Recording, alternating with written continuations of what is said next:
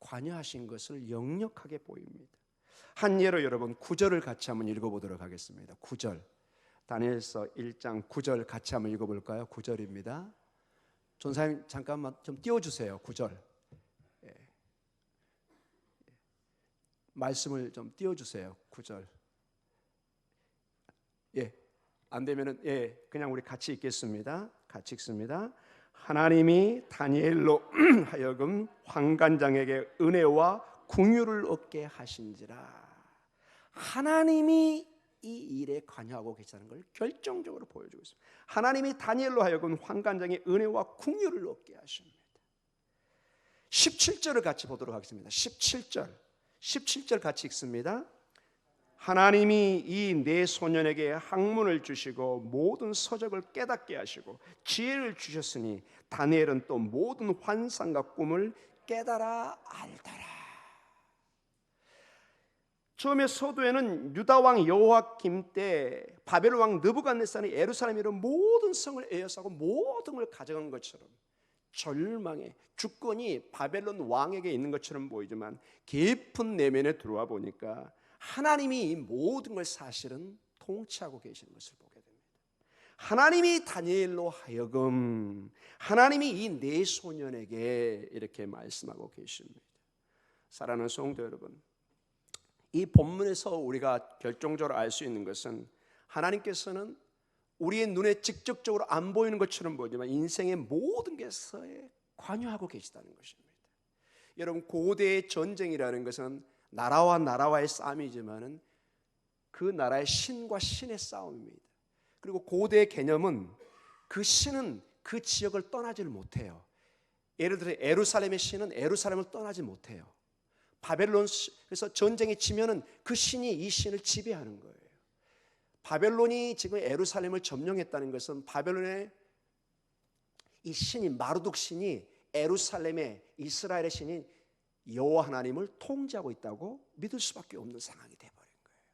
그래서 여러분, 고대 전쟁의 가장 중요한 일 중에 하나가 그 도시를 점령하면 그 도시의 성전을 허물어 버립니다. 마치 백마고지 가서 그 고지에 가면은 깃발을 꽂는 것처럼 이거는 우리 땅이다, 우리가 승리했다는 것처럼 고대 세계는 그 성전을 허물어 버립니다.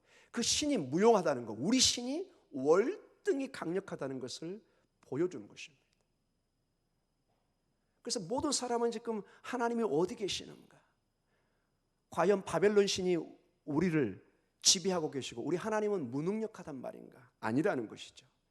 하나님은 사실은 깊이 살아서 움직이시면서 다니엘과 그 친구들을 인도하시고 사실은 바벨론까지도 하나님이 통제하고 계시는 것을 강력하게 말씀해 주고 있습니다. 인생의 마지막 판단자는 그리고 결정자는 하나님이심을 믿으시기 바랍니다. 하나님은 그 누구에게도 통제당하지 않습니다. 그 어떤 제국에도 지배당하지 않습니다. 그 어떤 신에게도 조종당하지 않습니다.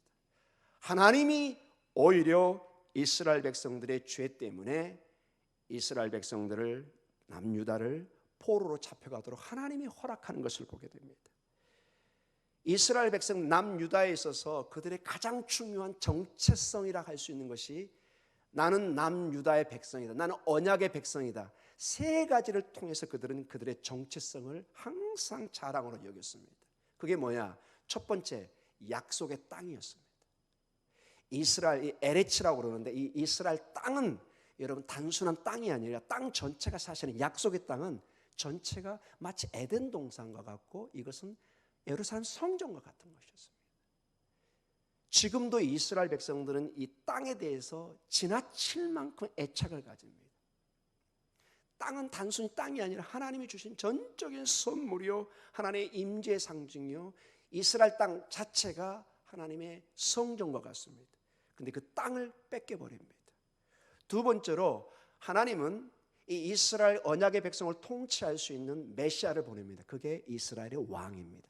이스라엘의 왕은 메시아입니다. 메시아라는 게 기름 부음 받은 자인데 거기에 제사장도 있고 그 다음에 선자도 있지만 가장 중요한 사람이 왕이었습니다. 왕이 그들의 메시아인데 여기 보면은 왕이 전부 다 포로로 잡혀가고 무너져 버립니다. 그리고 가장 중요한 그들은 절대로 무엇만큼은 허물지 않는다고 생각했을까요? 성전만큼. 성전만큼은 그들은 절대로 하나님이 보호하셨거든. 왜냐? 성전은 하나님의 임재의 상징인 결정적인 장소거든요. 그런데 그 성전까지도 허물어 버립니다. 나중에 물론 예수님까지도 이 성전을 헐라 내가 3일 만에 다시 짓겠다. 성전된 당신의 몸을, 육체를 가리킨다고 말씀하십니다.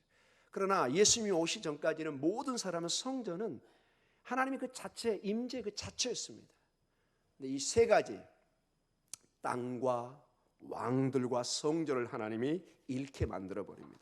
모든 것을 잃은 가운데 그들은 방황하기 시작합니다. 왜 하나님이 이것을 허락하는가? 근데 여러분, 다니엘서와 모든 성경을 통해서 보면은 놀랍게도 이 모든 걸 잃은데 그들이 하나를 찾게 합니다. 뭘 찾게 할까요? 하나님을 찾게 합니다. 땅도 왕도 성전도 하나님이 안 계시면 아무런 의미가 없습니다. 여러분, 제가 계속 요즘 11시 예배에서 천국, 하나님의 나라를 본문을 통해서 설교합니다. 여러분, 천국, 구원, 예수님이 안 계시면 아무것도 아닙니다. 2020년 여러분의 인생에 예수님이 안 계시면, 하나님이 안 계시면 아무것도 아닙니다. 여러분의 삶에 하나님을 찾으시기 바랍니다. 그분이 전부입니다. 그 외에 여러분의 땅들, 여러분의 왕들, 성전들 중요하지만 이 모든 중요한 가치의 근원은 하나님이십니다. 성전도 여러분 결국 누가 계시다고 믿기 때문에 중요했던 거죠? 하나님이 계시기 때문에. 그 하나님이 떠나시면 성전은 껍질뿐이에요. 아무것도 아니에요. 왜 이스라엘 백성들이 중요했죠? 하나님과 언약의 백성이기 때문에 중요했던 것입니다. 근데 그 언약이 깨져버리면 이 백성은 아무것도 아니에요. 사랑하는 성도 여러분, 2020년은 이 하나님을 다시 찾으시기 바랍니다. 늘 계시지만 이스라엘 백성은 늘 믿었어요. 하나님은 늘 옆에 계신 걸로. 맞습니다. 그러나 분명한 하나님은 찾고 두드리고 구하는 사람을 하나님이 기뻐하시는 것을 보게 됩니다. 신앙이라는 것은 늘 계시는 것을 느끼는과 동시에 우리가 그것을 늘 확인해 줘야 됩니다.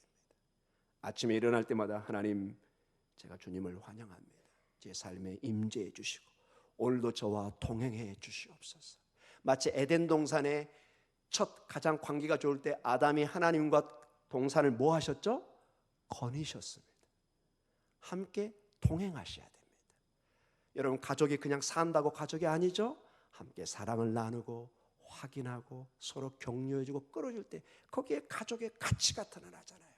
그냥 밥만 먹고 잠만 잔다고 가족이 아니잖아요. 신앙도 마찬가지입니다. 늘 하나님 앞에 여러분의 신앙을 확인하시고 기도와 예배와 그리고 동행하는 가운데 늘 여러분의 사랑이고 여러분의 생명의 주권자이신 주님과 동행하는 역사가 있기를 간절히 축원합니다. 다니엘서 1장에는 주목해야 될 게 있습니다. 오늘 다니엘서 1장 1절에 보면은 바벨론 왕 느부갓네살이 예루살렘의 성을 에워쌉니다. 유다 왕 여호와김과 하나님의 전 그릇이 얼마를 그의 손에 넘기심에 그가 그것을 가지고 신할 땅 자기 신들의 신전으로 가져가서 전시합니다. 자, 봐라, 우리가 이스라엘과 이스라엘 신들의 그 물건들을 가져와서 우리가 이겼다는 거죠. 전리품으로 쓰고 있습니다. 엄청난 충격이었거든요. 충격이라는 것은 뭐 의심의 여지가 없습니다. 다른 열왕기서에 보면은 이것은 전무후무한 이스라엘의 쇼킹, 마치 머리를 햄머로 맞은 것 같은 충격으로 정신을 못 차립니다. 에레미야 애가테 보면은 눈물로 점철합니다. 모든 사람이. 근데 다니엘서는 크게 그렇게 슬퍼하는 내용이 많이 나와 있잖아요. 1장에 보면은 평범한 것처럼 기술합니다. 대신에 강조되는 것이 있습니다. 하나님이 전혀 놀라고 있지 않다는 것입니다. 하나님이 흔들리지 않습니다. 사실은 이 모든 것을 하나님이 통제하시고 사실은 바벨론 왕에게 느부갓네살에게 하나님이 이 백성들을 허락한 걸로, 마치 욥기에 천상의 회의 때 사탄에게 욥을 터치할 수 있는 권한을 내준 것처럼 하나님께서 그 백성을 훈련하기 위해서 그 죄를 책망하기 위해서 잠시 허락하는 것으로 하나님이 이 모든 것을 통제한 것처럼 우리에게 보여주고 있습니다. 사랑하는 성도 여러분, 하나님은 오늘 본문을 통해서 보니까 바벨론에까지도 하나님이 통치하시는 9절과 17절을 보면 하나님이 다니엘로 하여금 하나님이 이 네 소년에게 지금 이미 이들은 바벨론에 와 있습니다. 지금의 이라크 땅쯤에 하나님이 그곳을 통치하고 계시는 것을 보게 됩니다. 이 본문에는 직접적으로 염려하지 마라, 모든 것을 하나님이 승리로 이끌 것이다, 하나님이 주관하고 계시다, 이렇게 직접적으로 적어놓지는 않습니다. 그러나 전체로 흐르는 다니엘서 1장과 그리고 모든 성경의 강조점이 뭐냐? 사랑하는 내 아들들아, 내 딸들아, 오늘 여러분에게 동일하게 얘기합니다. 염려하지 마라, 모든 것을 내가 통치하고 있다, 하나님이 주관하신 것이 이 땅의 역사란다, 이것을 강조하고 있는 것을 잊지 마시기 바랍니다.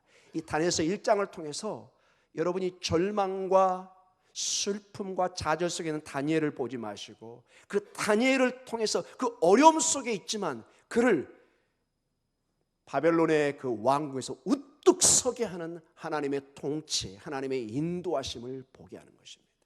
2020년에 여러분, 저는 여러분에게 1월부터 모든 것이 다 잘 될 것이다 이렇게 얘기하지 않습니다. 성경도 그렇게 얘기하지 않습니다. 우리에게는 어려움이 오고 갈 것입니다. 시련도 오고 갈 것입니다. 그러나 여러분, 굳건히 서 있기를 바랍니다. 하나님이 우리를 통치하시고 우리를 붙드시고 승리케 하실 줄 믿습니다. 우리는 넘어지나 오뚜기처럼 다시 일어설 것입니다. 왜냐?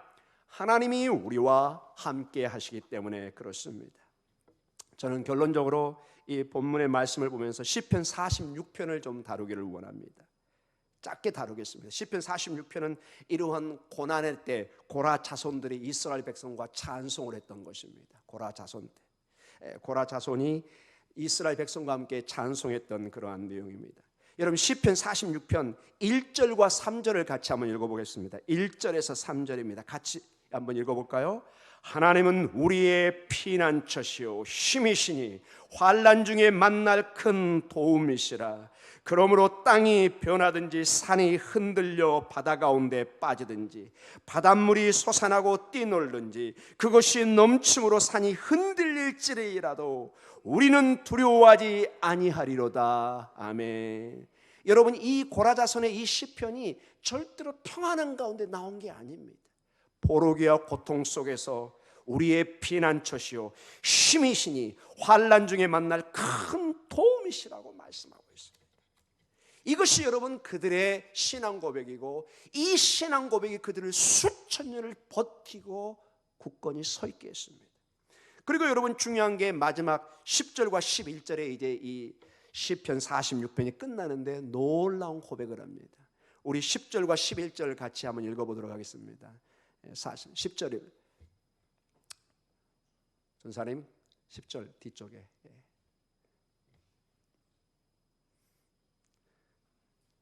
같이 읽습니다. 이르시기를 너희는 가만히 있어 내가 하나님됨을 알지어다.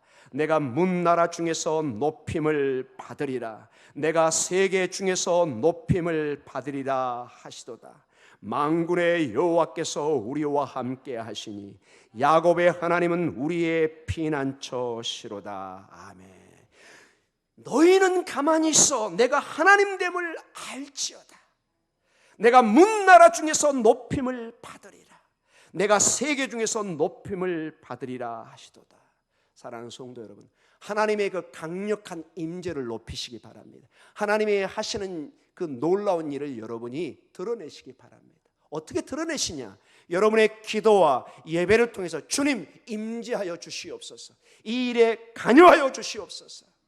주님이 역사해 주실 줄 믿습니다. 이게 2000년 교회 역사의 증언이요, 오늘 유대인들의 수천 년을 버티게 하는 고백이 마치 우리가 어려울 때 노래로 타령을 통해서 우리의 한을 풀었던 것처럼 유대인들은 이 시편을 통해서 그들의 깊은 내면의 심령을 드러냈습니다. 그 중에 하나가 고라자손을 통해서 모두가 찬양하는 찬양시가 있는 이게 바로 46편입니다. 그 고통 속에 하나님이 하나님 되심을, 하나님의 역사하심을 그들은 보게 하는 이 놀라운 신앙으로 나아가고 있는 것을 보게 됩니다. 만군의 여호와께서 우리와 함께 하시니, 야곱의 하나님은 우리의 피난처시니, 그리고는 셀라가 나오는데 우리는 알 수 있습니다. 우리가 무엇을 두려워하라, 이렇게 넣을 수 있는 것입니다. 사랑하는 성도 여러분, 오늘 삶이 무너지는 것처럼 보이고 고통의 삶 속에서도 우리를 통제하시고 통치하시고 역사의 주인이신 주님을 바라보시기 바랍니다. 다니엘서가 우리에게 주시는 그 강력한 메시지가 그것을 말씀하고 있습니다. 굳건히 설 수 있는 우리의 삶의 근거가 내 힘이 아닌 우리의 주인이시고 생명이시고 권능의 오른손을 우리를 붙드시는 하나님이신 것을 믿으시며 굳건히 설 수 있는 그 믿음으로 2020년을 시작하는 여러분 되시기를 주님의 이름으로 간절히 축원합니다. 삶이 무너질 때도 하나님은 무너지지 않고 굳건히 서 있는 신앙을 갖게 될 것입니다. 우리 이 시간에 한번 통성으로 같이 기도하는 시간을 갖도록 하겠습니다.